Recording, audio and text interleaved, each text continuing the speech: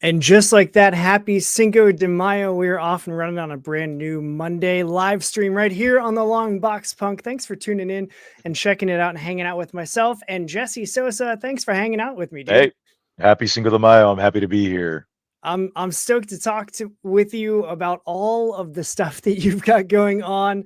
The more that I did my like social media creeping, which was what I call my research, uh, the more I just saw like you've got your hand in so many different pots that like I don't know how you keep all of it straight. So I want to get into all of the things with dinosaur entertainment and video games. But like first, before we get into any of that, before we talk about comics, let's talk about you. What's your origin story? Like, how'd you get into comics to begin with as a fan, and then how'd you start creating them? Oh man, yeah. So my origin story, man. My origin story, you can track it all the way back till I was like, I'd say probably about 4 or 5. I had an older brother that was 10 years older than me, and he would always be reading comics, and I'd always be looking at them. So being born in 1979, um, I grew up with the 80s stuff, so mostly Yeah. DC. I'm a huge fan of Justice League International, the Super Buddies. Booster Gold and Blue Beetle are my favorite. Yeah. That's it right there. Dan Jurgens is like my god, and so basically that's what I enjoyed as a kid, um, reading. And then when I got into actually drawing or just art in general. Oh, excuse my voice, by the way. I just spent all weekend at a game at Gamescom down in Brazil, and I Nice. killed my voice. But No worries. when it Plenty of comes to tea and actually, honey, right? yeah, I should actually. I'm eating these coffee candies, which I had a whole. I was supposed to promote my comic book, and I ended up just talking how much I love these coffee candies for most of that thing. But but yeah, so when it came to actually drawing, that came with my dad. So when I was little, I'm Latino, so my family in the 80s, they were migrant farm workers. So I was born into the cotton fields. And yeah, I mean, it was the 80s. My parents, were struggling and all that stuff. So back then things were different, as they say. And I worked at a very young age when I probably shouldn't have been working out in the fields. But when child labor laws did start coming into effect, and we had to worry about like the police people driving by, they would keep me. I would stay in the car and I would play games. But my dad was like, "Hey, Miko, try drawing." And he's the one that actually put my hand to paper first. And he Nice. would draw something, and I would draw something. And so, with that and the influence of Dan Jurgens and all the 80s, like Crisis on Infinite Earths, which it's one of my favorite stories.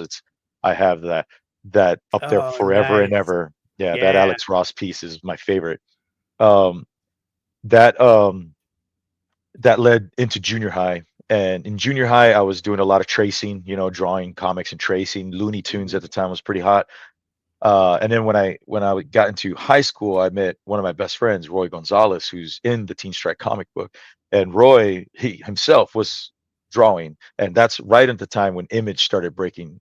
Actually, it was right during the time when Jim Lee's run on the X-Men and Todd McFarlane on Spider-Man and all that stuff Yeah. happened, and we were going crazy. That gatefold cover for X-Men was amazing. Yeah, And man. so when they formed Image Comics, that blew all our minds, and then that's it. We were drawing comics like all the time. And then I gave it up, right? We all gave it up, Yep. and kind of moved on with our lives. I went on to the Art Institute of Dallas after I graduated in '97, studied computer animation. I got into video games, as you can see. um, I've been professionally making video games for the past 25 years. Currently working at Gearbox on Borderlands. I know that just got an announcement. Borderlands 4. Working on everything there. And so a couple years ago, I decided to just get back into comics. It wasn't an easy decision. One of my best friends passed away, and I was struggling to figure out how to deal with his death. This guy Jerry, who's also in the Teen Strike comic, he was one of the first friends I ever had Mm. in school that was my age. I think I remember meeting him when I was about 5 years old or so, and in kindergarten. and in elementary we became friends, and by junior high, or at least especially by high school, we were inseparable. Yeah. um and his family was like my second family. So he passed away in 2018, and that hit all of us really hard, all my friend group. That was the first person to pass away in my immediate friend group, Mm, and it took a couple years of soul searching of what to do. And then I remember I thought about it. I was like, you know what? We should finish what we started, because he would help me write TeenStrike. okay. And for the people here, TeenStrike is my current book. Um, and he would help me write TeenStrike. It was a group of us that would write and draw this comic in high school. And so I was like, you know what? We need to finish it. And so I started it as a video game first. And I created everyone in 3D. I started creating the town and all this stuff in 3D. And then I thought about it, and I was like, this is too hard. Like, yeah, it's gonna be 8 years by the time I'm done with this. Yeah. So at that point in time, my friend Joe and Roy, like I said, Roy was one of the ones that helped me learn how to draw. They put out their first book through Joe's label of Child's Play Comics, and they sent it to me, and it was signed, autographed, all that stuff. And I sat here and I looked at it, and I was like, we need to finish it the way we intended it to finish it. And Yeah. that's kind of what led me back into it. And I've been an artist my entire life. My entire career, professional career, has been art. I've been a concept artist, a 3D character artist, everything. I've done everything under the sun in the game industry. And so it was easy for me, at least, to jump right back into doing the artwork. And Yeah. I found myself an artist and a letterer, and I, formed a team, and we just hit it, and we just started doing it. That's awesome. And that's basically the origin story there of where I'm at now. Dude, that's there's several things that I want to unpack. Yeah. The first is I like you're the first person that has called out Justice League International um as like one of the foundational comics. Mhm. So like it wasn't foundational for me. I actually only ever discovered it like last year. Mm. My local shop had picked up a whole collection from somebody, and they had the first like 6 or 8 issues collected Hell in yeah. like the old school, like the wider Yep. trade format. And like I love picking up books in that format. I don't know why, but like I love how they're packaged. And I was like, I don't know. Like I only know Blue Beetle because of the movie, and I've seen Booster Gold, but like these are characters that I am not familiar with at all. Like I was always a Marvel kid. And so Mhm. like when I saw it, I was like, I'll give it, like he's got it on sale for like $8. How can I say no to this? So I read it and immediately was like, this is the Justice League team that I want to read just like all the time. It's so Yeah. good. Like the friendships, the comedy, the like diverse, ridiculous, over the top feeling characters at times, all of their interactions. I was like, this is the team that I can Yep. get behind in DC. So I love that you called that out. And I just very quickly was like, I think Booster Gold might be my favorite, like non like the big three Yep. DC character. Like he's right up there for me with like Green Arrow. But yeah, so I love that you said that. And then so if you've been doing art for video game and like 3D animation and all of that world creation, jumping back into comics, did it just feel like another day at the job per se? Like for you to switch gears from day job to making comics? Um, so I create anything and everything. Um, like right now with Dinosaur, I do indie games on the side. I do art direction, creative services. Now we're doing comics. I do toys as well, figures, and getting into other kinds of types of fabrication, and and also dip our toes into music as well. It's basically a creative outlet for anything and everything that I do, and my other two co-owners do as well. Because it to us, yeah, the day job is making video games. Like that's, Mhm. we come home and we make art at home. Like that's kind of the way I've always thought about it. Um, it is it was it so to me, doing production just production in general is the same. It's just scheduling, it's managing my time. I'm like a 18-hour a day art guy. Like that's Yeah. what I do. I love my desk right here. It's in my living room. I have my TV here so I can socialize with people and all this stuff. Yeah. It's what I do. I live, breathe art. I'm not afraid of death, but I'm afraid of the day I stop creating. That's what I Mm, am afraid of. And so I have too much in my head. So yeah, just jumping right back in, it was a bit of a, it was a puzzle for me because for me it's all about trying to figure out the production side of things. Like, oh, how am I going to do this? How am I going to schedule and how yeah. am I going to do? Once I got that figured out, it's just easy and it's like a nonstop machine. Like my team's just cranking out these books. I'm about ready to start my second and I'm about my third book at the same time. So I'll be doing 3 comics at once. Jeez. But it's just like it's chess, you got to move and you got to stair step all your artists and make sure that your milestone payments are just being like it's just a consistent payment like going through and all that stuff. But yeah, it's like I got too much up here, and I need to get it out. And Yeah. I'm happy to be back at it. That's awesome. There's something to be said about like finding where you're comfortable and like finding your lane. And then once you find it, it suddenly is so freeing to be able to just like hit on all cylinders and do all the things all at the same time. Like it's there's an energy there, right? That's hard to explain to somebody that's not creative. Like I work at a bank of all Mhm. things, and then like when I'm done working, I am reading comics or talking to people about comics or reviewing comics or sharing like I'm Yeah, constantly living just elbow deep in comics, and like it's amazing, and I don't feel tired out at all by this. But like the same amount of time doing my regular job, I'm like I'm falling asleep. You know what I mean? Like so there's something to be said about like tapping into that energy of the creative process and the things that give us life. But absolutely. like is it something that you think you're gonna like just tackle everything and then see what maybe sticks and works the best for you, or are you just like let's do everything? Because I saw like Yeah. you mentioned with the toys, like that's a new venture for you too, right? Mhm. I think I've been doing it as long as the comics. Okay. So I call it toys. Right now they're collectible statues for the NFL. Let me grab them. We did So rad. collectible statues for the NFL, Major League Baseball, basketball, and WNBA. But the ones that are actually out are the NFL ones. And so we do these statues here. Oh, that's They're called awesome. Yeah, they're called game changers. And so this is just an extension of what I already do is with character art and stuff like that. I have to go out and I art direct these. I find an artist that's good at likenesses. I art direct all the likenesses and the bodies and stuff like that. And my client gets them all manufactured and everything. And so that's just a natural extension to what I do. This Yeah. is the same thing. Comics to me are an extension of concept art, Mhm. composition. And we use all this stuff because I do art direction and stuff in the game industry. So it's a lot of the same things.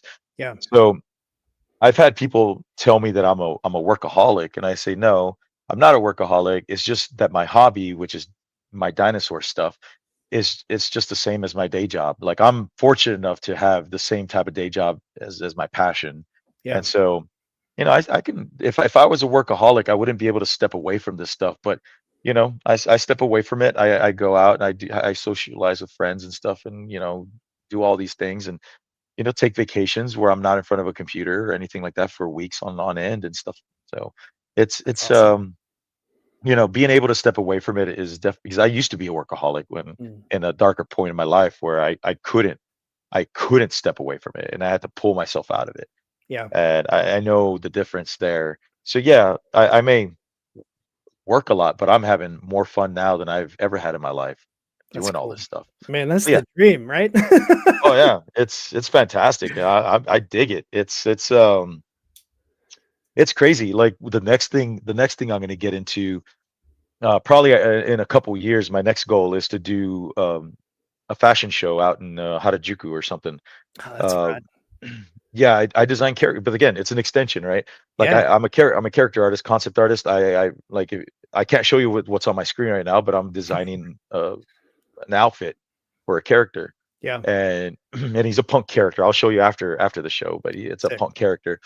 And like even right here on this wall is because I worked on a game called Blood Rain 2, and you can't really see it, but there's all these photos here that I have in frame, Okay. and that's all cosplay photos of people that have done cosplays of my designs over the That's years. cool, man. And so different cosplayers that are professional cosplayers, specifically in Russia, Russian cosplayers are amazing.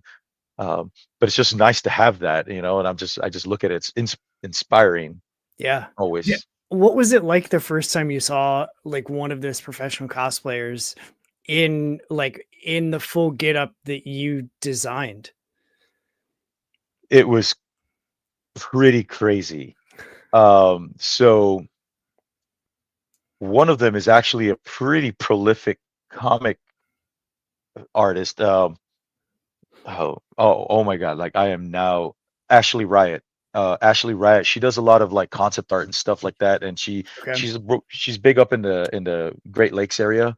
Okay. But Ashley Riot was one of the first people I saw just in one of my Blood Rain outfits, and this was back in 2005, like a long time ago. Ashley Riot, and then um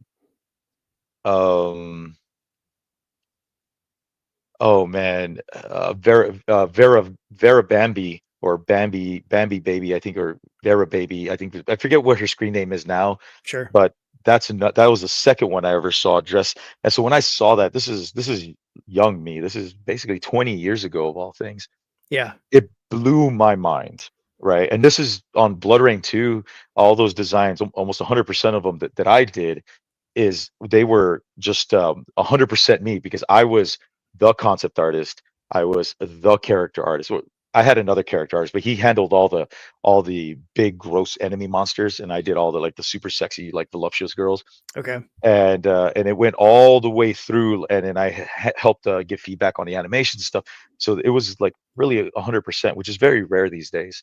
And so it blew my mind. And this is one of the talks that I have with people that uh, don't know how to proceed. They Mm, want to. They're like, oh, I don't know if I'm gonna be able to do this or whatever, and I'm like, hey man, like, think about your legacy. Like, what do you want your legacy to be? okay. It could be anything. It could be your kids. It could be your house. It could be assets. It could be a bench in a park. It could be, my legacy is that. Like, that Blood Rain 2 stuff is going to outlive me. To this day, 20 some years later, um, there's still a new cosplayer every 4 to 6 months cosplaying my dress design, or, Ephemera, or one of those other girls that I designed. And it's become a staple for serious cosplayers in Russia and Eastern Europe, that if you want to be a serious cosplayer, you cosplay the Blood Rain dress, or the Oh Blood wow. Rain blades, or schoolgirl Rain, or any of that stuff. Yeah. And it's just become part of the cycle. Now, a lot of them are doing it. They don't even know that I exist anymore, because it's been 20 years since the game came out. After Yeah. I die, they're probably still going to be doing it. It's like equivalent to like a Laura Croft over there. And that is insane to me. So I tell them, I said, you just don't know until you witness someone cosplaying your character, putting all their effort and everything into this passion project that you did. I go, Mhm. it doesn't matter what it is. It could be high level cosplay. It could be a little kid drawing on a piece of paper. It could be someone writing a fan fiction. It could be anything. It could be carving your character into a latte on top. Um, until you experience that, it's transformative. And so that really changed the way I approach everything. Mm, And definitely don't take it for granted. Like, I do not take that stuff for granted. Um, and I also believe personally, it also made me start believing that, like, my art belongs to everyone. I don't, that's cool. my art is not mine anymore, especially production art. They paid me for that art. I put it out there. It's done. Um, but that changed a lot of my worldview. That changed a lot of everything. Yeah. And so I use that to try and inspire people that don't know if they should continue with their things. I tell them, hey, whatever it is that you're working on, that's going to be someone's favorite thing, you know. Yeah, dude, Unfortunately, it'll be someone's most hated thing too, but yeah, you know, yeah. I feel like that's also like a level of, oh, I made it because now I have like strangers that I don't even know hating this thing that yeah, I've created. yeah, for sure. Which is And kind of a bummer, but like that's such a cool way to look at it of like just reframing that perspective of like this thing's going to outlive you. mhm. Like that's I love that, dude. I'm going to take that with me. Not a, not a not a lot of people, unfortunately, have that opportunity.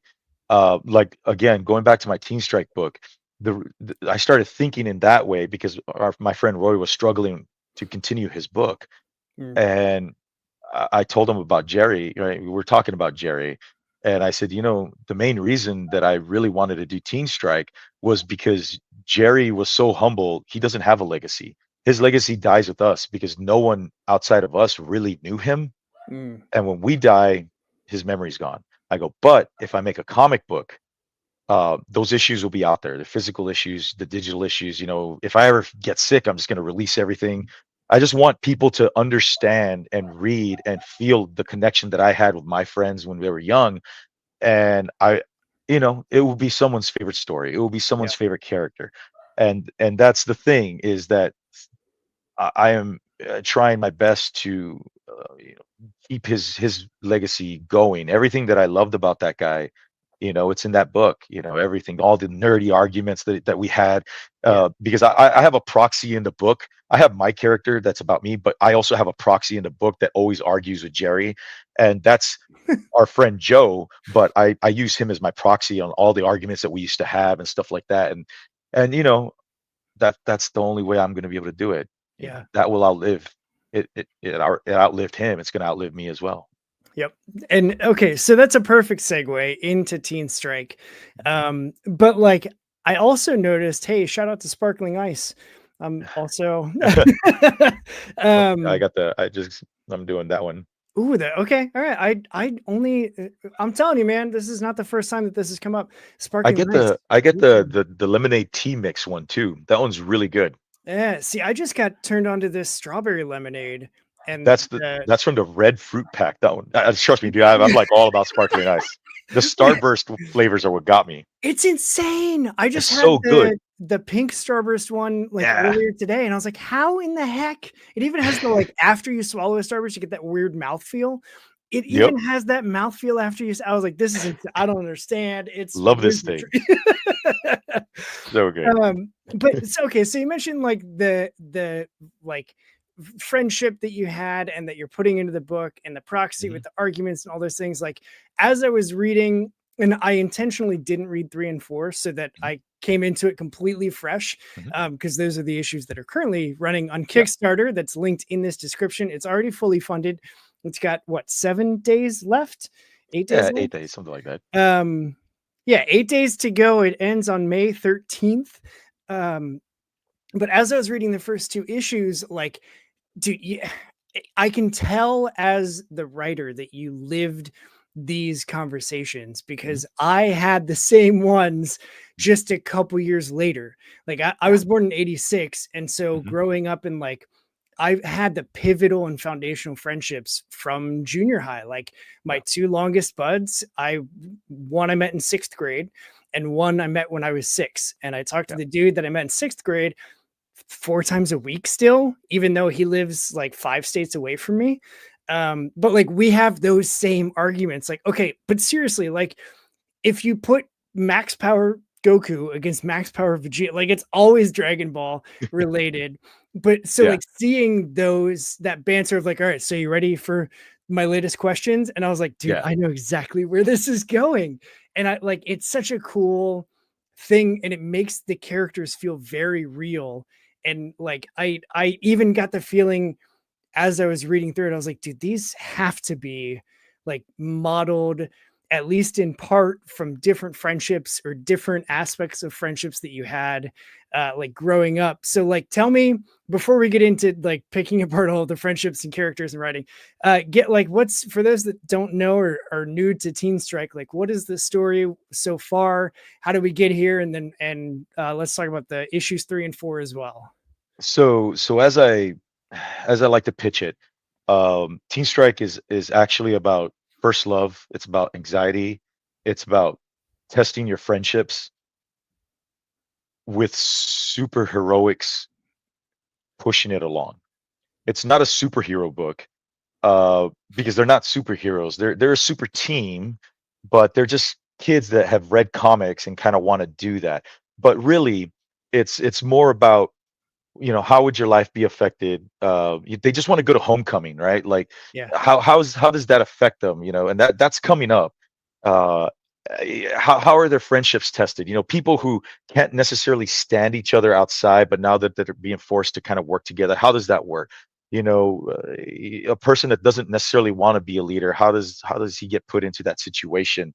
Um, so that's why I always tend to pitch it when people ask me. It's kind of like a little bit of My Hero Academia and Teen Titans, and Mm, those kind of books put together. But there's a lot of like Scott Pilgrim and some of these other like teen romance books in there. Definitely I love rom-coms. Like I'm all about anime rom-coms, and I watch a bunch of them. yeah. And this is a real story. Um, this book, my friends and I, we started writing this book about almost 30 years ago, because we would get picked on a lot in high school because we liked Star Trek, we liked comic books, we liked video games, we liked cartoons, we liked all that stuff, but it wasn't cool back then. This was before Pokemon and before Toonami and before Dragon Ball, honestly, because Yeah. Dragon Ball hit the jocks. Once they realized this is a shonen, like they didn't know it's power leveling and all this and that, and they were just like totally into it. Yeah. I, as I was leaving high school, I started seeing all the jocks starting to wear Dragon Ball shirts, and I was like, where was this when I was all over anime in Yeah. junior high? Watching Ranma like in '92. Like where was the support? Yeah. And so we would get picked on a lot. So what we did is we would draw ourselves super versions of ourselves, right? And we would beat up the bullies, right? Like that. Oh, my friend Roy's the one that started it. He would like draw himself like, beating up the bullies and everything. He's like, oh, this is my character, right?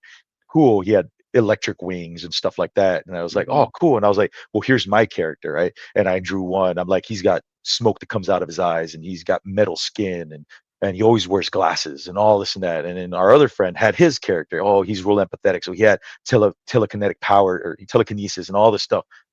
And little by little, we were sitting there one day and it was just kind of like, ooh, this is fun. Let's make our other friends into them. And so we're like, oh, well, Monica, she just scratches us and she's really mean to us all the time. Like, let's make her a cat girl who's always like on fire. Like, people say she's a trope. I'm like, no, no, no, no. She was like this. Yeah. I used to have like scars. She would make me bleed in the forearms and stuff because she would just grab us. And Steven, poor Steven, like she would just, oh man, it was so bad. The drama between them. So these are all real people. I've had these conversations before. I have gotten comments on the book saying like, this sounds like real teenagers talking.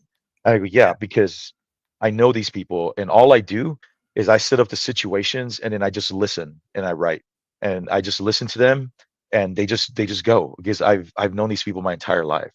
Um, this is a book from high school up until about I was about 22 years old. I took that portion of my life, my early college life, and I mashed it together. So that Trisha was my real first girlfriend. Like she's coming Okay. up in the next issue, but she's the love interest for all this, and I there's moments that are so real. Because I'm still friends with her. I'm really good friends with her. Yeah. 20 some years later, I was writing the book, and there was one scene where I'm like, oh, they're gonna go on a date, and I was like, oh, and I was like, does she like ice cream or gelato? And I sent her a message on Instagram, and I'm like, hey Trisha, ice cream or gelato? And she writes back to me, and she's like, gelato, but only if it's real, real. And then I was like, boom, and I wrote it right in there. I took a screen capture and I sent it to her, and she's like, oh Lord, what are you doing? and, and so when I finished that book, which is the end of issue 3, I took a screen capture and I sent it to her, and she's just like, "Oh man, this looks awesome!" And she's like, "I don't have green eyes," and I'm like, "Yeah, but that's okay. I don't want you to sue me for Right. uh, and all that stuff or rights and or whatever." But yeah, no, this is all real. Like, um, it's real. It is absolutely real. As I put in the forward was one of the hardest things I've ever written. Yeah. Yeah, even reading it, like I didn't expect uh to already be rooting for all of these kids like without having read a single page and just reading that forward.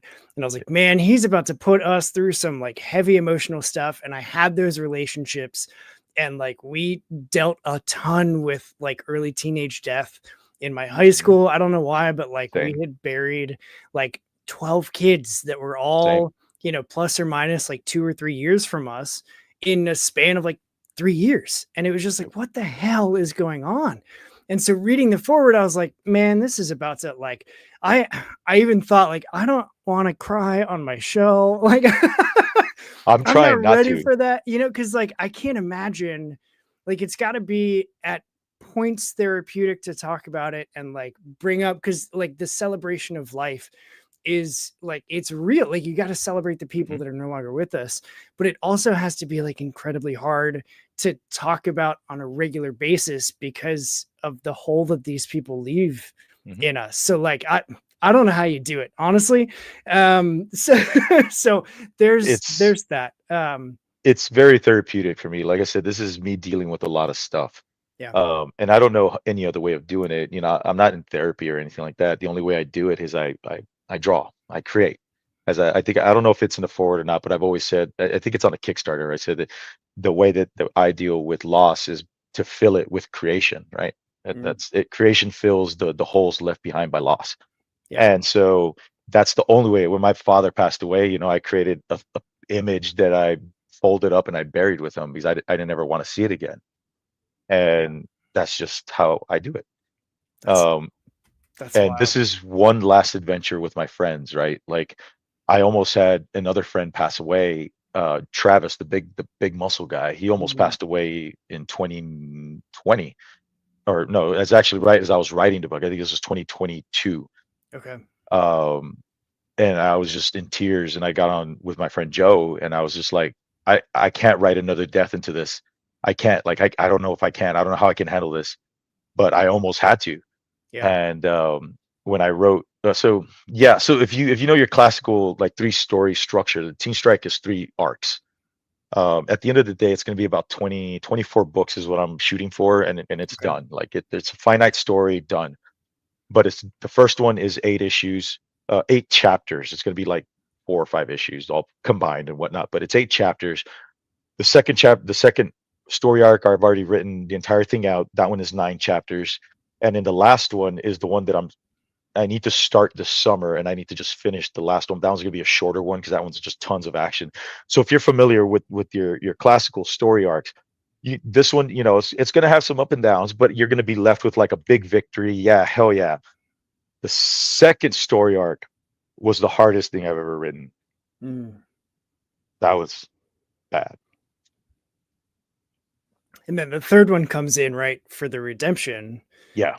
And yeah, yeah, The it's almost like the Star Wars yeah. thing of like it just that's the like major character arc played out in movies.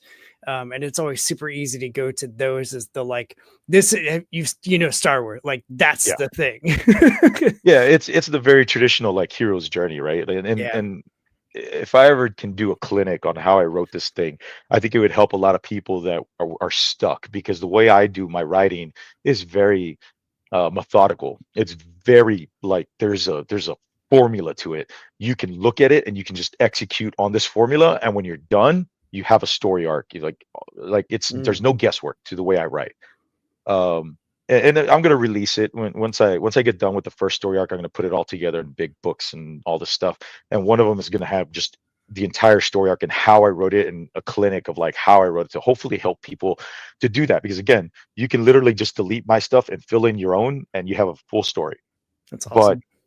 that second story arc was real hard to write, and I was very lucky that when I wrote that, I was in Japan by myself. I go to Japan quite a bit, and this time I was just there alone, and I wrote it, and it was one of the hardest things I've ever written. But because I was alone, I think and in a foreign country where I don't speak any of the language, no one was judging me. I was in the restaurants and in the hookah bars all by myself, and Mm. I was just writing and no one bothered me. And I think that that was the only way I could have ever written some of those more difficult uh, chapters, you know? Yeah. Yeah, because you got to be able to sit in that, like when you're writing that like heavy stuff. It's Yeah. not something that you can just casually like, oh, just bang out a couple pages, blah blah blah blah, and then go back to something. Like you got to sit in that.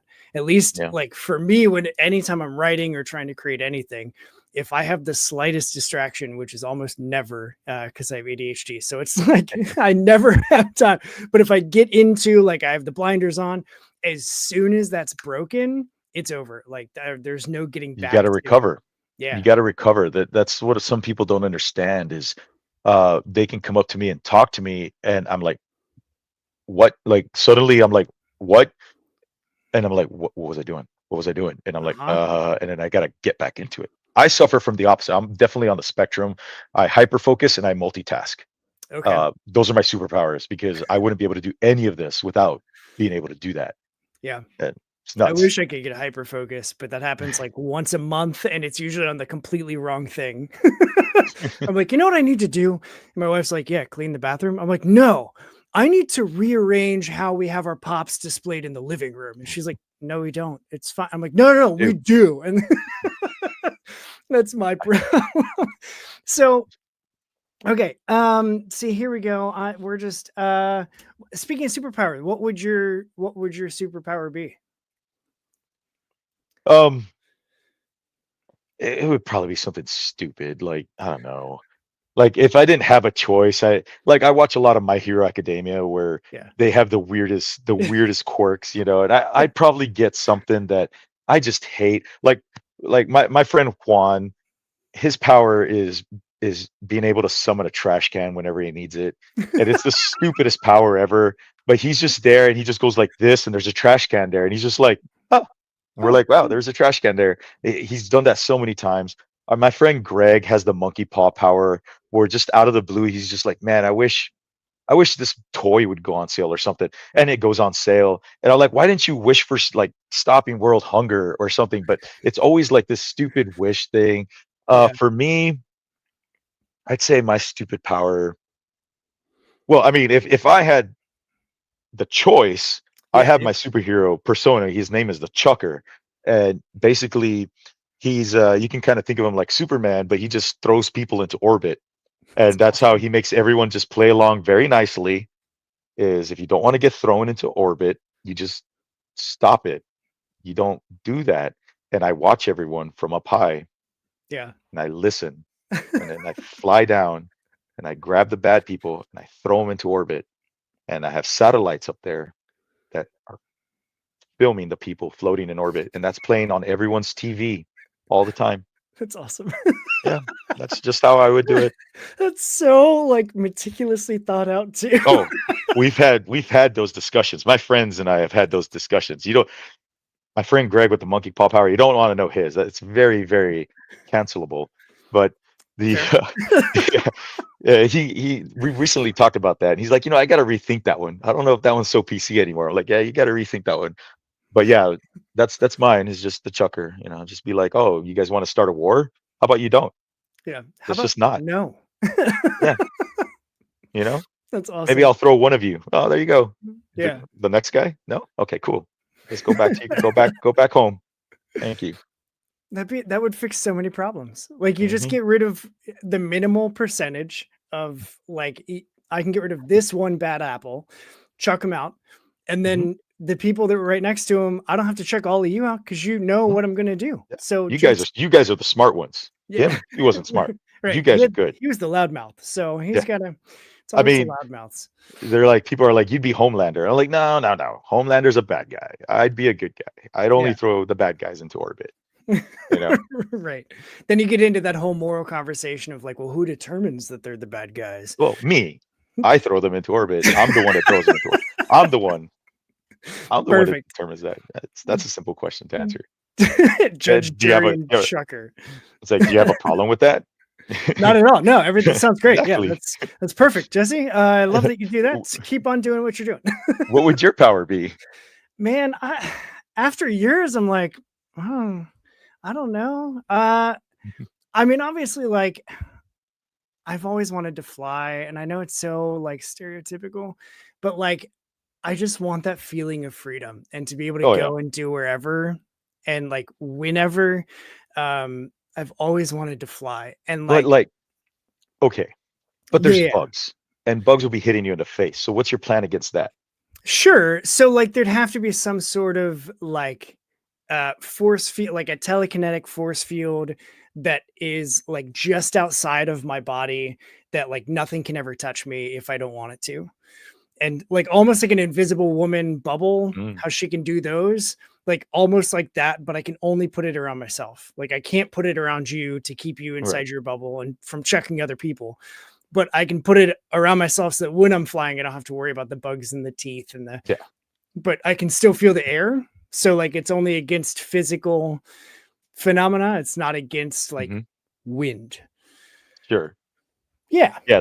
There's a lot of weird things to think about. Like they were playing some of my coworkers are playing that one tabletop role playing game, Gamma World or something like that, Okay. and it's all about having like modified superpowers and everything. And so one guy like had super strength, and he went up to hold a door that was coming down, and the DM was like, "Okay, but your spine telescopes in." And he's like, "But I have super strength." He goes, "Well, I mean, your muscles are super strong. You never mentioned having super strong bones." And and it was just like, "Oh, I okay, I get it." Got it. Yeah. Thanks. Thanks for Like, I do love the unfortunate superpower thing. oh, I love Like that. it's so fun to just like I forget who it was. There's an Instagram profile that was like, let's just have fun and like what's the worst superpower you can think of? And Oh, a heightened so smell. ooh, that's terrible. That's awful. Yeah, all the time because there's always going to be We're something that's we're dirty people. yeah. But it'd have to almost be like make it even worse of like if you get to a certain point where you can't smell anything and so like you just pass out wherever you are. Yeah, And sure. so, so then when you wake up, either someone has helped you or you can move further until the smell bothers you and then you pass out again. Yeah. I mean, we're only adapted to because of how we're built. But like literally I look out my window and there's a 7-Eleven right there. I just be breathing in and smelling gas All the fumes time. all day. Yeah. I'd be passing out. You'd be all the carbon monoxide. Like it's not that you would be intaking more, but you'd be smelling it, and it's Yeah. just would bother the hell out of you. Yeah. Um, have you ever had a dream where you could fly, but you just fly really freaking slow? Yeah. So Yeah, yeah, I so hate that. my unfortunate superpower is snail flight. Yeah. So you can fly, but you can only fly like an inch from the ground Yeah. and you fly at the speed of a snail. And everywhere you go, you leave the like snail goop behind you and like Okay. snail flight. I haven't had that, but I've had that whole thing where I like you have to like like you charge and you jump and then you're just like you flying Yeah. like at the speed of like someone that's walking and it's just like and you can't really it's so frustrating. So frustrating. Yep. See, I have it where like my flying dream, because I guess that's a thing that like I have all the time, is I just like you know those hoverboard things that you lean forward and you go, and then you stand up straight and you stop and you can Mhm. lean backwards. That's how my flight works. Is like Mm. if I just lean forward enough, I just start flying, but it's always super. It's like 4 feet above the ground. Like I'm So never super high up. It's never anything so like that. I was reading some psychology papers about dreams and all that, and you'd be surprised at the number of people that have that exact dream because that's the way I fly too. Like I have to lean forward to Mhm. fly, and it's always scary at first because you're just like, whoa, you got to get used to it. And if you want to stop, you stand up. Yeah. But that's a very, very common dream. The whole flying very slow, not being able to do this and that. Hmm. And I'm not entirely sure what it is. I probably need to go do a little more research on that. But that's a very, very common shared human experience.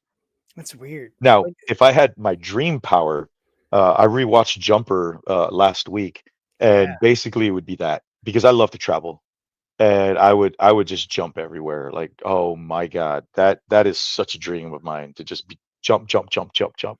You Mhm. know, I Would also you Sorry, go Would ahead. you do it through like a portal, or would you just like jump and then teleport and you're there?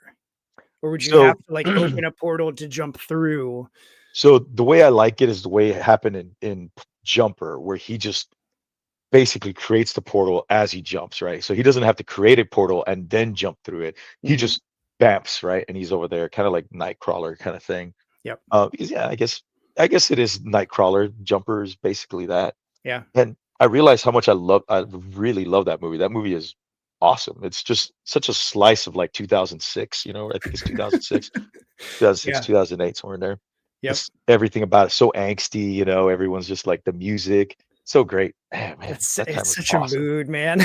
Now I'm It gonna have to is. rewatch it. It's like The there's other there's one, huh, uh, Wanted, where yes, they're like shooting the guns, but they can spiral them. Like, oh, so it's so stylized. And it was when Angelina Jolie was like at the top of her at game. peak. Yeah, man. I fell That's asleep. I fell asleep. We watched it all. It came out on my birthday, and I was having a lot of back pains. I have some herniated discs. And so I was like, I don't know if I could sit in the chair the whole time. I go, so let's drink. And we drank, drank, drank. I got there, pap, done. I slept the entire movie. Through that one, and the same thing with Kick-Ass 1. really Yeah, because I had to drink to tolerate the pain, because this was shortly after like my back injury, and I didn't want to be on hydrocodone because they gave me like a bunch of codeine, and I was like, yeah. no, yeah, that's when it's unbearable, and I don't want to get addicted. So Yeah. I did the other dumb thing, which is I'll just drink. And I remember Kick-Ass starting. I remember them being in a comic shop. I remember him getting with the outfit and getting his ass beat. And then the next thing I remember is what's his name shooting the rocket launcher through the window. Oh gosh. And I've never rewatched it ever since. That one or Wanted. I was just like, Yeah. I, That's awesome. So speaking of movies, you mentioned what a transition. You yeah, mentioned you were Borderlands. Like hell yeah. what was that like? Yeah, so I work at Gearbox, and they were like, "Hey, we're shooting a movie. Who wants to try to be in it?" And they give us like these rules to follow, photos, and all this stuff. I was like, "Yeah, why not?" And I did it, and they chose me out of like me and a couple other people out of like 40 people. Um, and yeah, I'm in the Borderlands movie. My cameo was one of the few that weren't cut. Um, Awesome. and because my cameo was in a very pivotal scene that they would never cut, and I lucked out, and I'm like real big on, like, I'm humongous on right in front of the screen, and Kate Blanchett and them, they're walking right behind me talking to Marcus and on the other side, and I'm like buying guns for Marcus, and I have this whole mask here, but you just see me, I'm there, and I walk off, and that was my big cameo. I had three cameos, but two of them were cut, and that's the only one that made it. That's awesome. I And see. I admittedly haven't seen the movie. I'm not a not a lot of people modern. did. I'm. I'm not a modern. If it's got more than like 32 bits, Yeah. I'm a Sega Genesis all day. Oh yeah. Super Nintendo, like give Super me my NES. RPGs, man. Yeah, I got That's my my jam. But I got my Genesis stuff here, I got my thought that's Saturn what stuff those were. there. Yeah, That's NES is all in the center over here, and my Super NES is back here with my N64. Got that's my awesome. Earthbound up here, and got all kinds of stuff. Do you remember your first video game? Uh, yeah. So it's I don't remember which one came first though. So I know that I played ET on Atari for sure, Okay. Yeah. but I don't know if that was before I played War on Atari. Ooh. Okay. So I played War at one cousin's house, and I was at another cousin's house, and I played ET. And I don't know which one came first. And then on top of that, the other cousin that I played War also had an NES at the time, and I don't know if ice hockey came before those two. That's awesome. So I'm not entirely sure the order, but it's one of those three. Okay. That's great. I Uh, and we had just my parents had an Atari, but like I think my sister broke it or like dropped it down the stairs or something. And so like I never got to play the Atari. I just got to look at its broken shell in our garage for like 10 years before my mom was finally like, we're throwing it away. Like it's been sitting out here and I'm like, but I could be okay. Now, that's home consoles. I don't know if I played Pac-Man, or I can't remember if I played Pac-Man or anything as an arcade, because Mm, I had older brothers and sisters, and we'd go to the mall and stuff like that. So I don't know if they ever like let me. I can't remember those memories, but but that's the first game. One of those. Yeah, I never owned an Zelda. Atari. I always wanted one. I have several games that I think are pivotal, and I collect them for the box art. Yeah. But War was a really good one. I really liked War. And then there was one other one. It was War, and there was some kind of driving game too that I remember. Mm, okay. Honestly, those are the only ones that have a vague recollection of the driving one. We see. I think the first one, because my buddy had a ton of video game stuff, and he ended up giving me a bunch of them when he went to get his Mhm. master's. The guy that I met in sixth grade. Yeah, But he, like, he had a friend that had an Atari, and yeah, I remember playing Missile Command yeah. and Asteroid on the Atari, and I was like, these are the coolest games. And then I found them on Game Boy and Hmm. was playing, though, like, my sister and I both had Game Boys. We had that cable that connected the two so we could battle in Tetris. Yeah, And so, like, those and Paperboy was the other one that, like, man, I wish I could recapture Paperboy. Like, if I could ever find a used, the original brick Game yeah. Boy, get the Atari or get the Paperboy console cartridge thing, like, that's the one game that I'm like, yeah, I loved all the X-Men games, but I need to play Paperboy on a Game Boy. Like, Yeah. that's what I need in my life. Man, my first console was an NES. I got it with the gray gun before they swapped it over to the orange. So I think that was 86 or 87, somewhere in there. I think 88 was the orange gun, Mhm. but it was that, and it was Joust was the first game I played on that. Okay. Um, I had already been playing with other kids, but for my console, that was Joust, and then of course Super Mario World Yeah. and Duck Hunt. Like my mom played a lot of video games with me, and my dad would watch us and all that stuff. But my That's cool. mom, there would be times I come home from school and she'd be playing like Super Mario and all that stuff. And um, all my friends, we all had NESs, we all had different games, and thus we knew who had what game, so we would buy other games, then we would all share and we'd take them around and all that stuff. Yep. I fell in love. I fell in love with Contra. Contra was Oh, my yeah. game. Yeah, Contra. I got a Snake Rattle and Roll, Bionic Commando. Um, actually, yeah, over here, Contra, Super Mario 2, the original Legend of Zelda.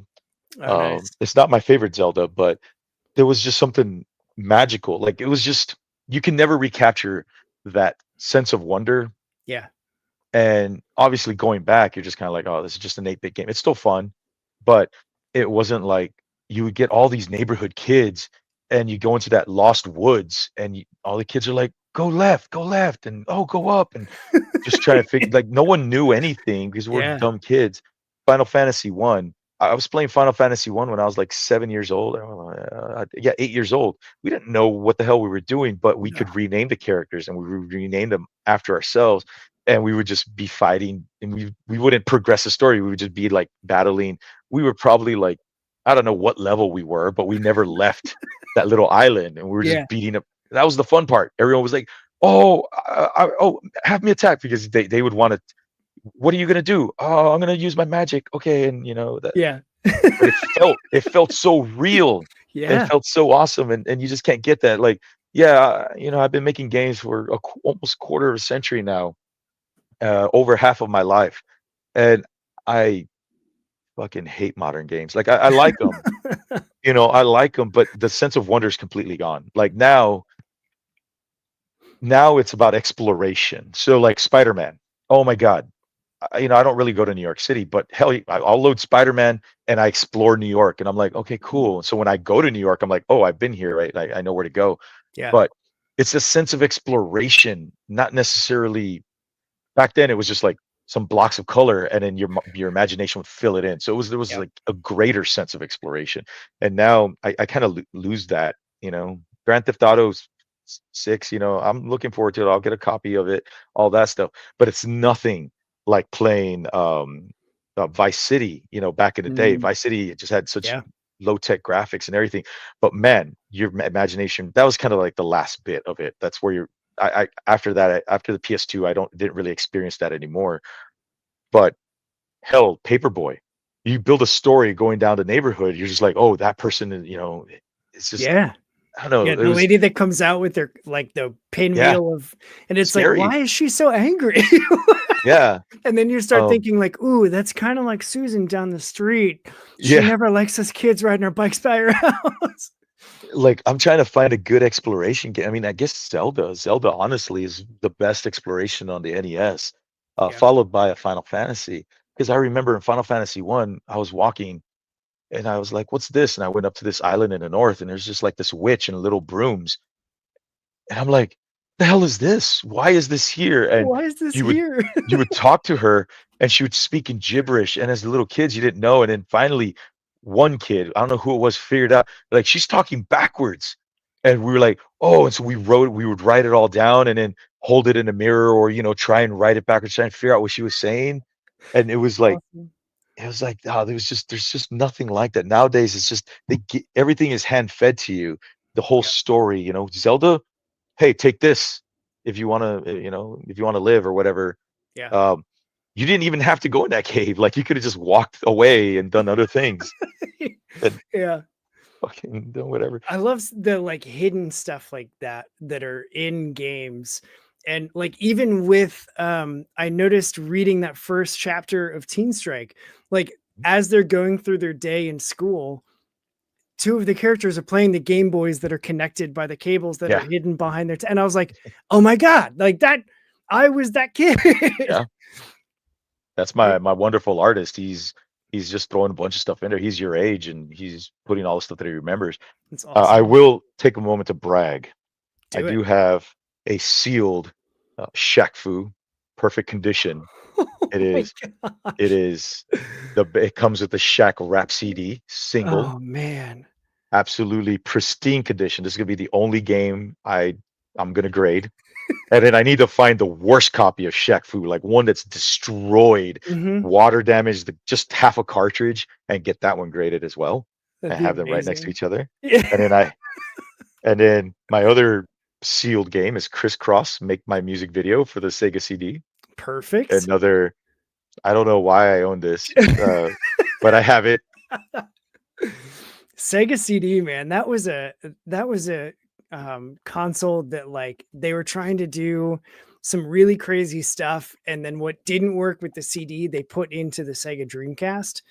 And Yeah. like my favorite, like, oh, you think PlayStation like Sega Dreamcast was the Oh, first console with the built-in modem.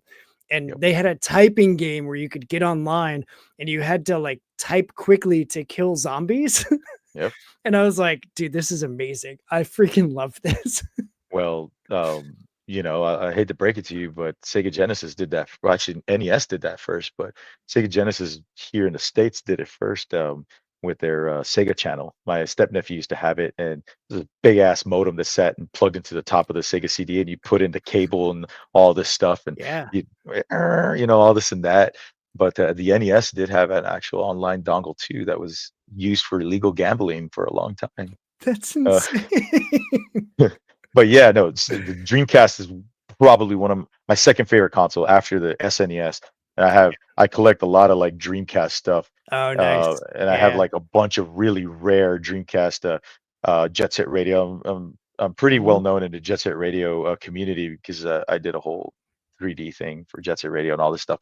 But Jet Set Radio and Dreamcast, anything. I have a big Dreamcast collection, my Marvel vs. That's Capcom awesome. 2s, your Power Yeah. Stones, Yep. all that stuff. Cannon Spike, everything like that. That was one of the most perfect consoles. And then the VMU was The so VMU? under. Oh my God, the VMU Techromancer. When you play Techromancer, It's all these big mechs and they're all fighting against each other. And in the VMU, you would download the little game, and Yep. it was the little cute girl that drove the big cute robot or whatever. And the game was, if a boy came up, you kiss him. If a girl came up, you punch her. And it was like kiss, kiss, punch, punch, kiss, kiss, punch. And you're just there. My friend Travis, the big muscle guy in TeenStrike, he's there playing kiss, kiss, punch, punch, kiss, punch. He's just there like trying to get real far and stuff. God, That's I love that awesome. console. We moved Yeah, too fast through that generation of games. Too fast. I agree. One of my favorite games of all time is still Grandia 2. Yes, Like Grandia 2 is my all-time favorite RPG. it's stupid how, like, I think I've played it through start to finish like 7 times, and I started the 8th time, and then my Dreamcast, like, the console died. I was like, "Damn it!" And now I have 2 other ones that my friends were like, "I don't want this. Why you want it?" I'm like, "Yeah, give it to." And so now I Oh, have 2 Dreamcasts. yeah, I And I'm like, have "Hey, it's great." I have Grandia 2, Grandia Extreme on PS2. I got Grandia 1 on PS1. I got Grandia 2 on Dreamcast. I got Grandia 2 remastered, both collections. I got it on Steam, and I got the imported the Grandia that did not come out here on Game Boy as Holy well. crap. And I have a lot of Grandia things around, but Grandia 2 is my all-time favorite RPG ever. That's awesome. Yeah, their I love it. real-time battle system was amazing. It's Yeah. so good. Dude, it was so good. Like we could just sit here and talk about like how the combo system in Grandia 3 is like perfection. Like the combat here, the story wasn't as epic as Grandia 2, but the combat in Grandia 3 was perfection. See, I never played the 3rd one. You should. Like, now I'm on a hunt writing this down. And Grandia Extreme is hard to find, but Grandia Extreme had endless dungeons, or because you would sorry, not endless, randomized dungeons, Oh, and is no. called Grandia X, Grandia Extreme. So every time you go into a dungeon, it was different. This one's harder to find, but Grandia 2 is the all-time best, and the best version of it is on Dreamcast. I'm there. Perfect. Great. Yeah, you do it. Let's Well, just talk about that now. I know. Yeah, This, forget this comics. We're just going to talk video games. This is now the long console punk or something. We're just yeah, dude, I love, and like so it's funny because I grew up with the Genesis because it was cheaper, so like that's the one I could get. But then I didn't know any of the Shining Force games until I had Mhm, the Dreamcast, and it came on that, like, you buy your Dreamcast, you get the disc that had the 6 classic Genesis games on it, mhm, and Shining Force was one of the games. And again, my buddy and I from 6th grade would sit and do we would just take turns. And I had yeah, my game save profile, and we would play it for like 7 hours, just slamming Mountain Dew and Doritos, yep, listening to like new metal stuff. And then we'd crash, wake up, right keep back going. into it. And we would beat it in like a weekend, Yep, just playing nonstop. And then the next weekend, I'd go to his house and we would do the exact same thing, but he was leading. And like just the difference in like leveling up characters and what we were equipping people with, it was just like, it doesn't matter that this is a 1-player game because the 2 of us are playing this together.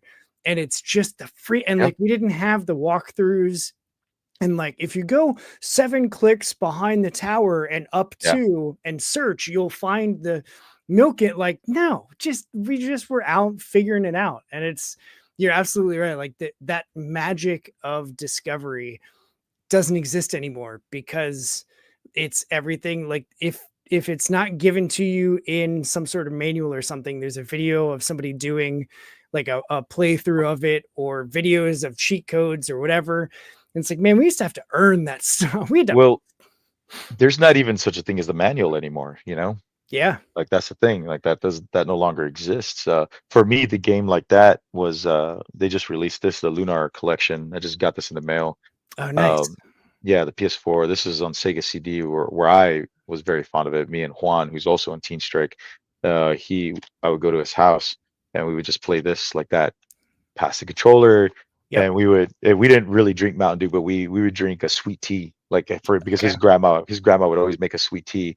We would drink sweet tea and we'd be sitting there and, oh, here's your turn, and I would play, and oh, here's your turn, and we would just go back and forth. And just doing the fights and all that. That was Lunar. So It's that one awesome. means a lot to me. If you ever get a chance, um, go to the Hallmark and get those ornaments. They're really cool. They're like these Christmas ornaments that are like game consoles, and you can switch them on. Like this one. Oh, this one probably has the battery dead, but each one you can switch them on, and like this is a from Sonic 1. The little VMU lights up, Oh my and it's gosh, that's Sonic. awesome. Yeah, he's running, but it plays like the theme song. The Xbox one plays the Halo song. You get the Super Mario songs with the Nintendo ones. But yeah, Dude, those they're are awesome. every year they put out a new console. So I grabbed those. They're awesome. Great, man. You're giving me so many. I'm just gonna blame everything that I purchase over the next month on you. Um, Dude, yeah, I've given tours to my collection here, to vendors that come in from out of the country. We yeah. have the National Video Game Museum right down the road, and Okay. twice I've had two different vendors come in, and it was closed. And I was like, "Well, do you want to see something kind of like a museum?" And they're like, "Sure." And I bring them here, and they'll just go aisle by aisle, like just each thing. And I got a story for everything. I got the stuff up on top, like you saw how high it goes.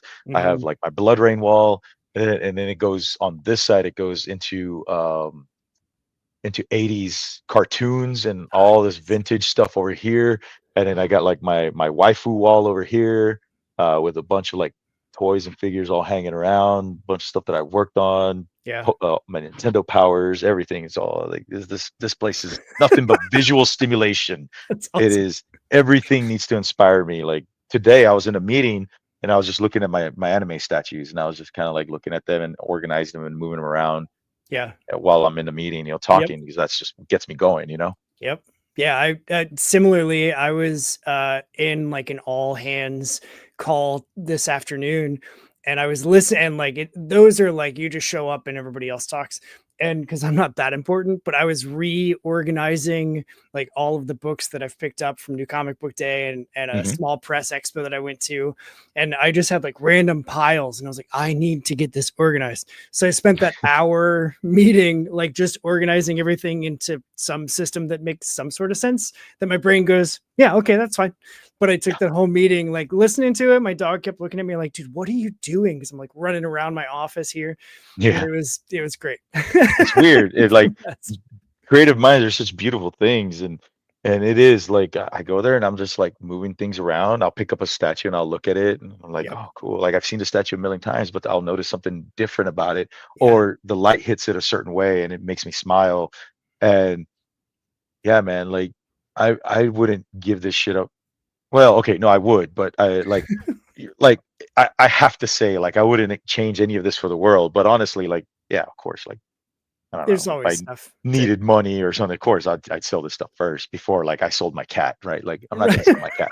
Right. But there's all these things. I have my two crappy CDI Zeldas right there, Wand of Gamelon and all that for the people that are real hardcore. Yeah. Excuse me, princess, that kind of stuff. So, That's awesome. man, yeah, like It's again, going back to legacy, this shit's not gonna live. This shit, as soon as I'm dead, this is going into the trash probably, or someone's gonna come in and buy it and help with funeral or whatever yeah, things. But comics will comics, outlive man. us. That's right. That's That right. And yours, TeenStrike issues 3 and 4 are currently crowdfunding. It's already funded. The yeah, last main thing that I wanted to pick your brain about sure, is I love like it feels and I'm having a hard time articulating everything right now because shifting the gears right of like, oh, we're just nerding out. Back to business. yeah, You your goal for issues 3 and 4 was just $400. Like that yeah, feels like a very small goal. yeah. And I think I read it might have even been on the Kickstarter. Like everything, like all the funds are already set. You're just taking the Mhm. money and putting it right back into production. And so it feels like mainly because I'm also like getting ready to set up my own Kickstarter page for a comic that I've written. Um, but it feels like you've got it more to build community and to build fans of the story that you're telling, Mhm. instead of like, oh, I'm going to make so much money on Kickstarter, No, which is a fallacy. No one makes money on Kickstarter unless you're Keanu Reeves, and then you don't have to. no. Um, Or but Brian Polito. yeah, yeah, yeah. Like, it Jesus. is that accurate that you're like, that's Yeah. all intentional? So all this stuff, Borderlands pays for all this stuff. Like we get royalties and all that stuff. So I set aside my royalties and it's paid for everything. So I'm at the end of this. I'm at the end of collecting this. This is what my expendable money used to go to. So now I look at games and I'm like, oh, well, I mean, I already have everything. There's like a handful of games that I want, and that's it. I'm like, well, what am I going to do with this, right? So of course, all the bad stuff happened, and it just turns into like, well, now instead of buying these things, I'm paying an artist to help me build this comic book, and it's the same thing. It's a hobby. That's a hobby. Yeah. Making things a hobby. Um, Most importantly to me is I just want people to read it, and that's it. I work out deals all the time. I give them away all the time. So for me, it's just like, oh, help me pay for my printing, and yeah, I do sell them. And that money goes right back into paying for all this stuff. I am fortunate enough, and I recognize that I am fortunate enough to not depend on the sales. Mm, I yep. can be lenient. I've had shows where kids come up and they're like they'll be reading it or whatever, or I will telling them the story, and they're like, "Well, I only have this much money." I'm like, "Well, okay, well, here, $10, let's do it. You can have all Yeah. of these. Take it. Just follow the newsletter or show your friends or whatever." Because my goal with this, as I was saying, is um, I just want that one kid out there that's alone to kind of read it and get that same sensation that I got when I was reading like Booster Gold Mm, and Blue Beetle and them, how they're best friends and interacting with each other. I want them to feel that, because I don't know, with the big three, I don't see that very much anymore. yeah. Like it is a bunch of real angsty stuff, which is why I personally do like I'm looking forward to James Gunn's vision of the DC universe, because I think we'll kind of he's a fan of everything that I'm a fan of. That 80s JLI run. Like if I'm ever gonna get a Super Buddies movie, it's gonna be with him. Yep. If I'm ever gonna get a true Booster and Beetle movie, it's gonna be with him. And so it's just that camaraderie, that whole we're on an adventure together. Haha, this is fun. Um, that shit means a lot to kids, man. Um, Yeah. I One of the stories that I didn't talk about, but that has basically made this entire comic worth it already, is one of my close friends was going through a divorce, Mm, and he was feeling very suicidal, right? He was on the edge, and I was there with him day and night, like talking to him on the phone and stuff like that. And I said, "Oh, by the way, I finished the first story arc for TeenStrike, my rough draft." And he's like, "Oh, he's in the story. He's one of them." He's like, "Oh, bring it over. Like, send it over, send it over." And I sent it over to him. He's like, "Yeah, I'll check this out." And so, like 2 days later, he messages me back, and he's like, "Hey, dude, like that was awesome." He's like, "That took me off the edge." And he's like, "Because I was able to go back to a time that when everything was carefree, and I was able to have one last adventure." And then he told me, like I say, he was going through a divorce, yeah. and he asked me. He said, "Hey, I have a question." And I'm like, "What?" He goes, because he didn't get to know Trisha. He was living with me at the time, but then he moved back home, so he wasn't around when I was dating Trisha. And he's like, Okay. "Was Trisha really that awesome?" And I was like, "Yeah, dude, she was amazing." And I was like, "And there's a lot of things in there that are word for word, like thing my memories and stuff like that." And he's like, that gives me hope, that I can find someone that awesome." And I was like, "Good." And so to me, it's paid off. Like I don't care, done.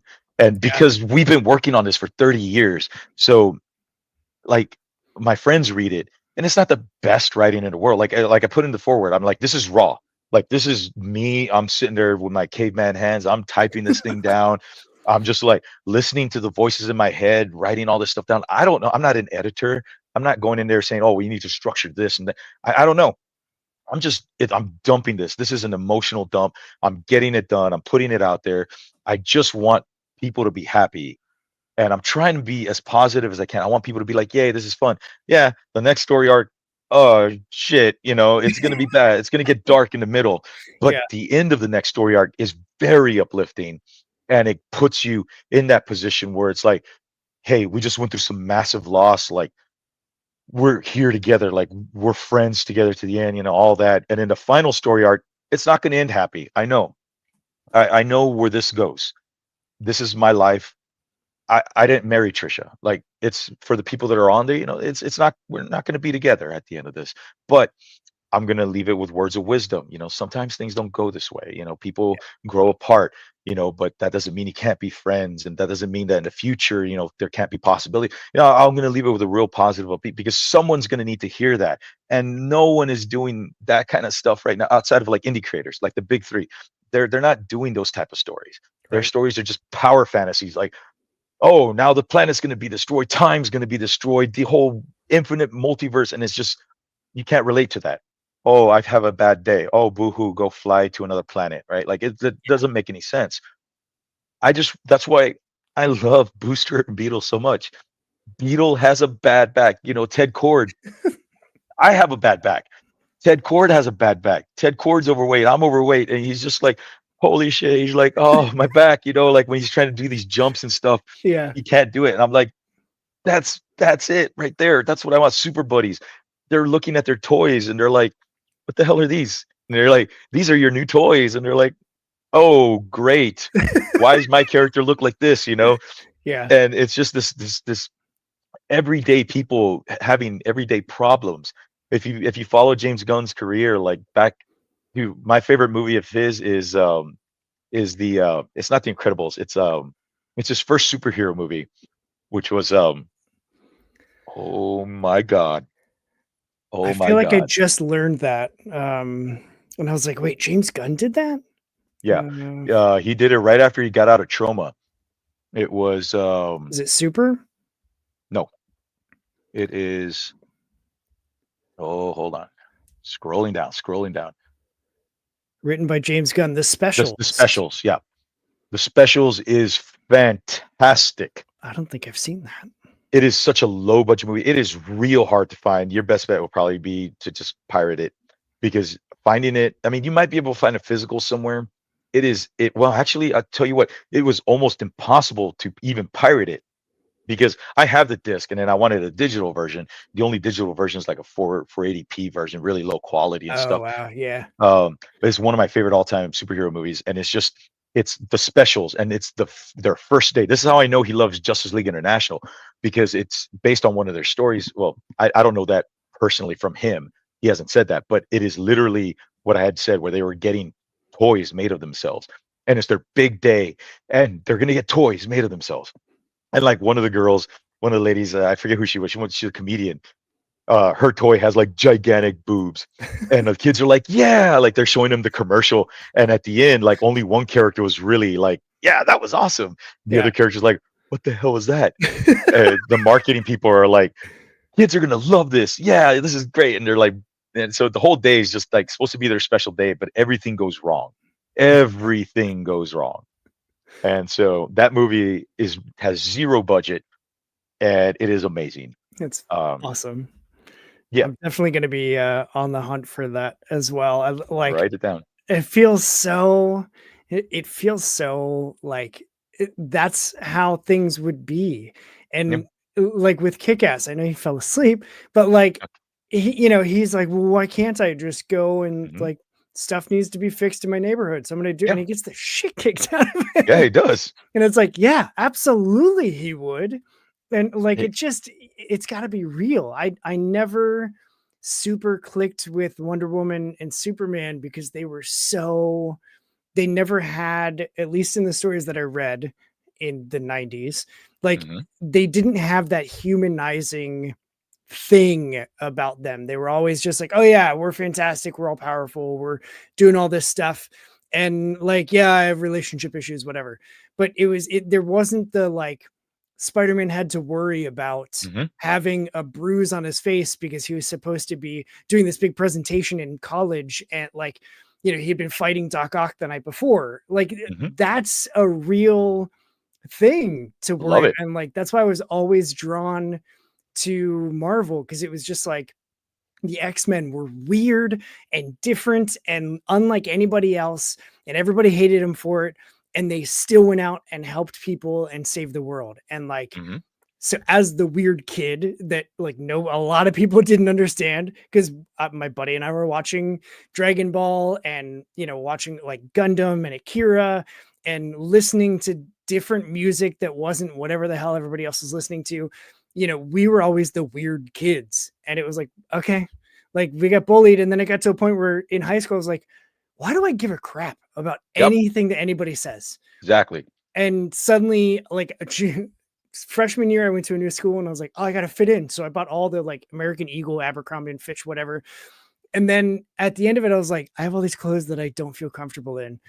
And so sophomore year, I started wearing more of my stuff. And I was like, wait, why do I care? Like, I have Yeah. friends that care about me and they don't care that I'm in, the orange and blue A&E Eagle, whatever. Like, they don't Yeah. care.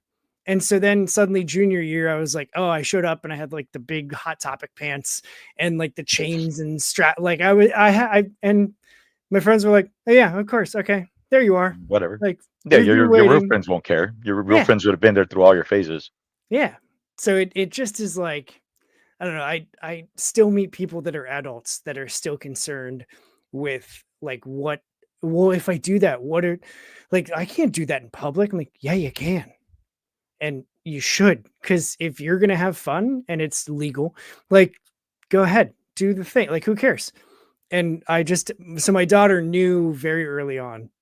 She was like, I don't have a Oh chance no. because like as a former theater kid, I have no shame and I do not care what other people think of me. And so she just got used to it. Now she embraces it, and it like good for her. And I'm like, good. If that's the one thing that she takes from me is like just have fun and be your authentic self, and who cares?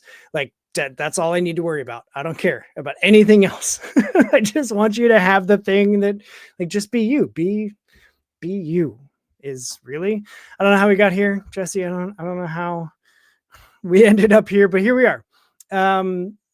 Okay, logistically, I got two more things for you. I'm out of notes. That was my last one. Oh no, it's not. What's your favorite dinosaur? You can't be dinosaur entertainment and not have a favorite dinosaur. There we There. go. Yeah. You back? Sorry. All right. I I did the stupid thing and I opened a gigantic file in Photoshop. I just everything just crashed. I was like, oh no. Because I did want to pop up something to show you for my next book. This is something I definitely want to get on here Cool. to kind of throw against you. Next book is completely different, but Perfect. so okay, my favorite dinosaur is that what it is? Yeah, yeah. You're dinosaur entertainment. So like, you got to have one, Yeah, right? I mean Triceratops or any of the Triceratopians, like that kind of stuff is absolutely my favorites. I a lot of people say T-Rex. Yeah, that's cool. I mean, I like me a T-Rex too, but um, Triceratops. I don't know why. They're just so cool. Okay. And yours? I'm an ankylosaurus guy. And They're the and low tank with the tail and the yeah, spikes all over the back. I just and like when I'm in an RPG, my favorite characters are always the tanks. So like, I guess I have a type. yeah. I mean, I guess that kind of makes sense too, because I always play like barbarian and stuff, like people that run up and hit things. Yep. That is kind of my thing. Any of those Triceratopians, like all the different configurations. I love that. Yeah, Love those a lot. that's cool. Um, I think like if I really had to like say like which one looked the coolest though, um, man, one with the really long claws. And he was in the most recent one where he was like blind or something in the most recent Jurassic Mm, World. But it's like this. He's just this weird thing, and he's got these really super long claws. That one is weird. yeah, Apatosaurus, but like the big like Titanosaurus one, like the yeah, Argentinosaurus or whatever. That thing I've I just want to see it. Like I want to see something that large. Like I went to Dubai once for a conference, and I was like, I was only there for very quickly, and I was like, I'm gonna go look at that Burj, and I drove to the largest mall in the world, which is, you know what, it's big. It's very big. I'll tell you that right now. That is very impressive mall. But when I stood there at the Burj just looking up, I was just like, I couldn't comprehend the height. Yeah. But it's also so tall that at a certain point, all buildings, it looks like the same height as all buildings because like you can't see the top of the Empire State Building either. Like Right. so, but there's something about an animal that's living and breathing that would be that tall. Like, geez, like It's I don't know if you've terrifying. have you ever seen a Clydesdale like in real life? A Not in real Clydesdale life, is no. yeah, people don't understand how big a Clydesdale is. Or a moose. Have you ever seen a moose? I Jesus have seen a Christ, moose. Yeah, those are monstrous terrifying. animals. They should not exist anymore. Like they're terrifying.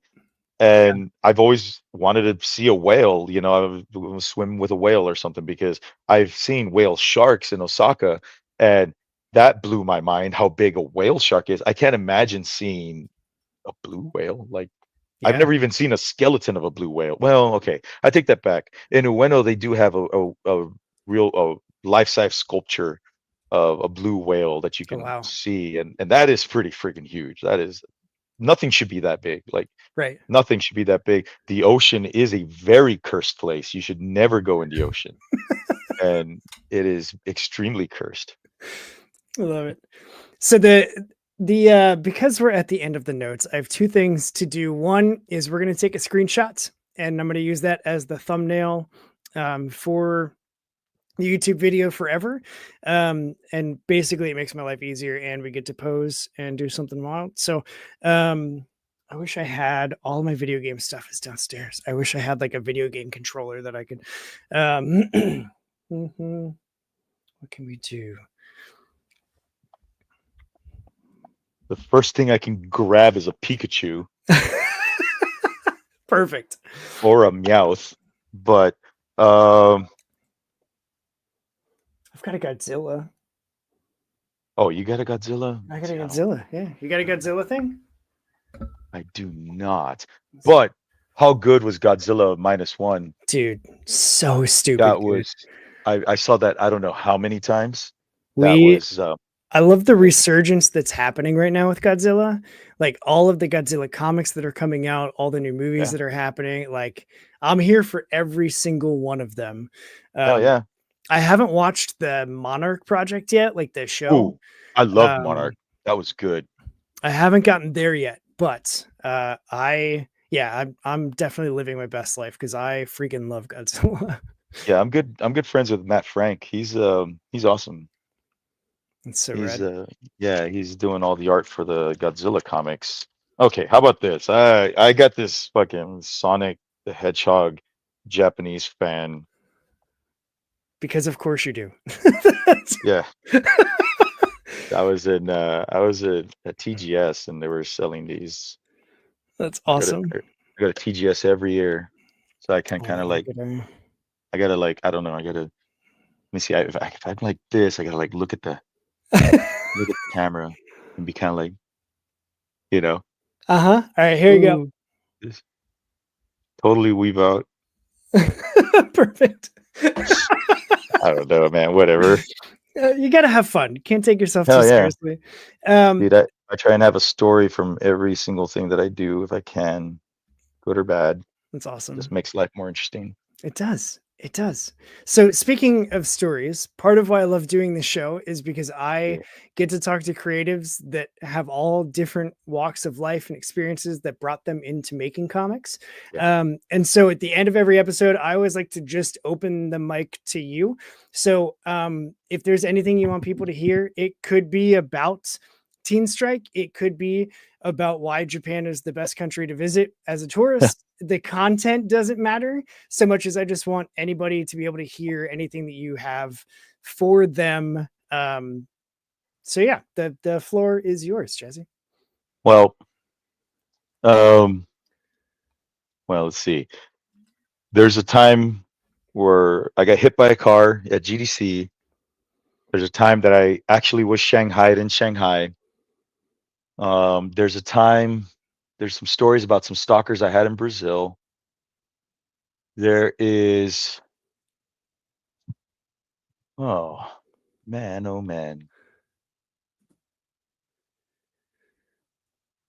I have a lot of stories. So this is an interesting one because putting me on the spot is one of those that now it's like you know, I don't know, like when it comes to my comic, I like to talk about it, but I also like to try and keep it organic. I think, the people that are interested in it, they'll go check it out. Um, we've talked a lot about it. We talked a lot about video games as well. Um, I would say, is there a direction you could give me? Hmm. Um, if I what talk specifically to anybody else that might be standing on the edge of creating something.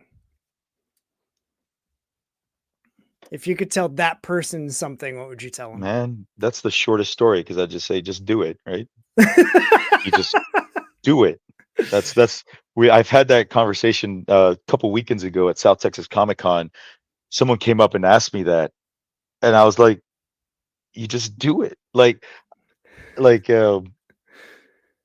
it's a personal story. Everyone has a personal story.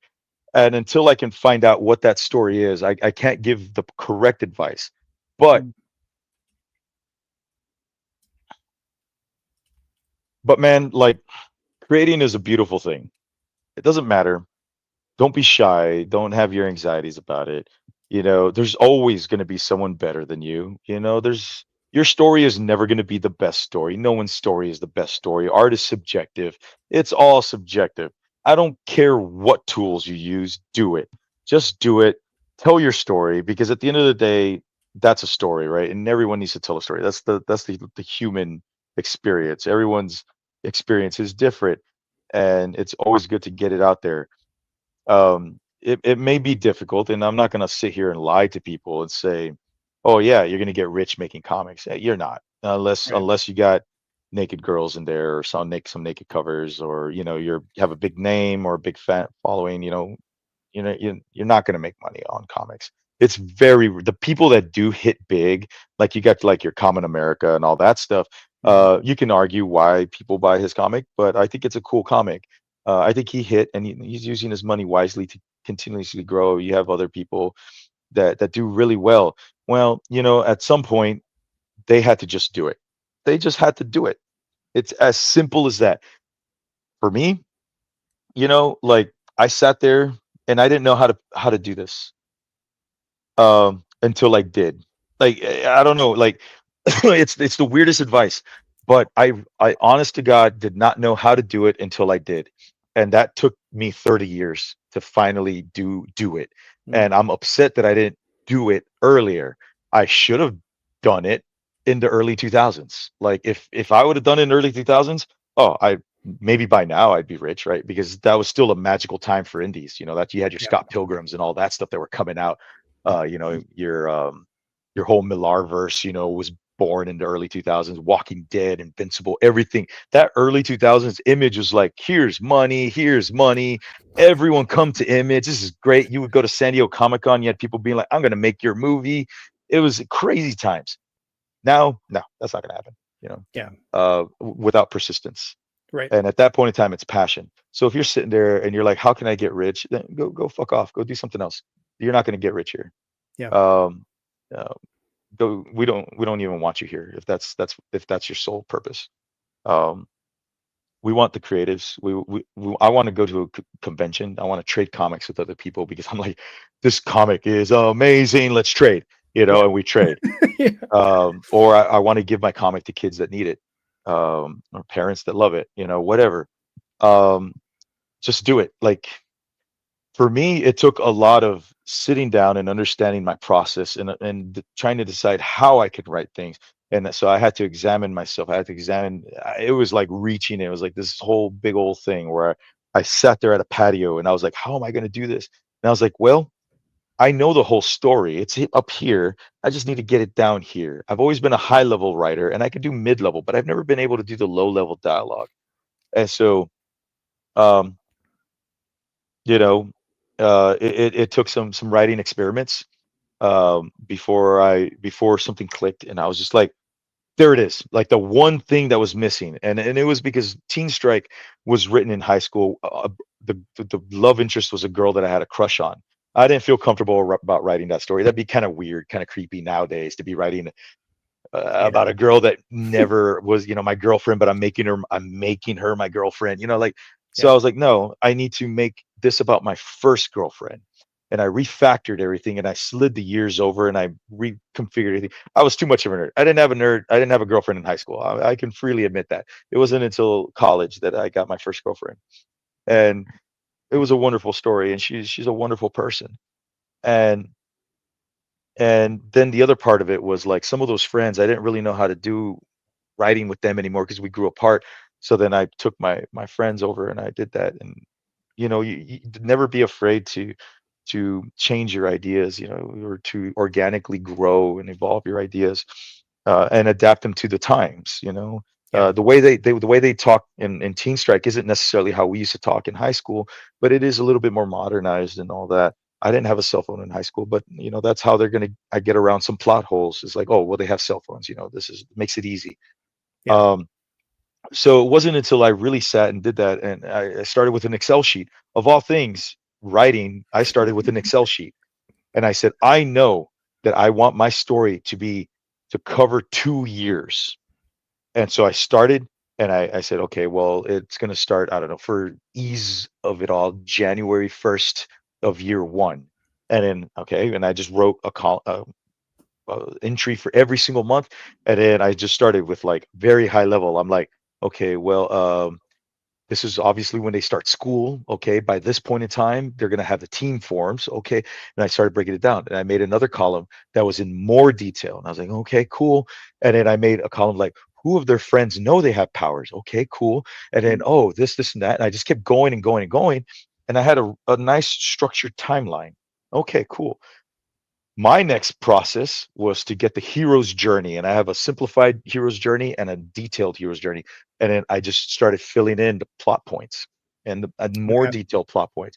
Then I have and and this is crazy, but I have the it's the 3-story arc, like uh action, like how you build action in your movie or whatever. And Yeah. I made sure that I followed that. And if something didn't follow it, then I went back and I refactored and I moved things around until it fit. And I was like, okay. Then I had another breakdown of the hero's journey, but I had to do bullet points for every hero's journey. I did that. And then I had my major brainstorm after that. Once I had all that figured out, all I had to do was say, okay, cool. I broke it up into chapters, which turned into the issues. Yeah. And I said, I kind of filled in some more ideas. I'm like, okay, well, if they're doing this, oh, it would be cool if this and this happened. And I just kind of wrote down notes on my Miro board. And then after that, all I had to do was listen to the voices in my head as they went through the journey. And That's awesome. but that's the way I work. And I just did it. And that's the only way I could say is just like I literally, whatever it takes, if it means you have to go out, put on noise canceling headphones, if you have to turn on blaring music, whatever it is, find that spot. Whether you're drawing, you're an artist, you're a letterer, whatever, you're an inker, whatever it is, um, you have to do it, because if you don't do it, then you will have never done it. And it's the stupidest advice, but it's the most obvious too. Yep. Um, yeah, it's the stupidest advice, but it's the most obvious I heard because once, if everybody did the simple things, then the simple things wouldn't be the like the it was, God, I'm butchering it. It was something about like the simple thing isn't always the easy thing, because if the simple thing was easy, everybody would do it. yeah. But like you have to do the simple things Hmm. to build to something that's greater, that's complex, that's not simple. And so Yeah. starting with the spreadsheet and whatever, like anybody can put a spreadsheet together, right? But if you take it and you intentionally attack it and approach it with using that as a tool, then suddenly like you've got a story from a spreadsheet. And I don't know that I could do that. So like, Yeah. but it's, ever starting with what your brain said, yep, this is where we got to go. Yeah, I had So, to structure a timeline because that's the way my process works. Yeah, the simplest thing is quite often is not the best thing either. Like when you talk about like toxic relationships, if you're in mhm, a toxic relationship, the easiest thing you can do is stay in it. The most difficult thing you could do is break up, but that's what everyone should do, is break up that toxic relationship. Yep. And but that's the simplest answer. Oh, just break up with them. But that's the most difficult thing to do. Yeah. Um, and that's where you get that paradigm, you know? And Yeah. it's the same thing. Like, yeah, the simplest thing to do is write your story. But then how do people write? I write in a very structured manner. I knew from the beginning it was 2 years long.